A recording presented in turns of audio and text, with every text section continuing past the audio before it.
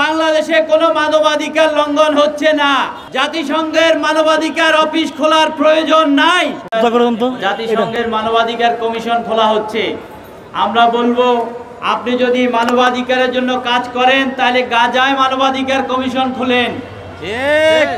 আপনি যদি মানবাধিকারের কাজ করেন তাহলে আপনি কাশ্মীরে যান। আপনি যদি মানবাধিকারের কাজ করতে হয় তাহলে আরাকানে যান। সেখানে দেখেন মুসলমানদের উৎখাত করে কিভাবে তার ভিটে মাটি গুড়িয়ে দিয়েছে। বাংলাদেশে কোনো মানবাধিকার লঙ্ঘন হচ্ছে না। বাংলাদেশে জাতিসংঘের মানবাধিকার অফিস খোলার প্রয়োজন নাই। আমরা একজন এলজিবিটি সমকামীকে জাতিসংঘের দূত হিসেবে বাংলাদেশে চাই না।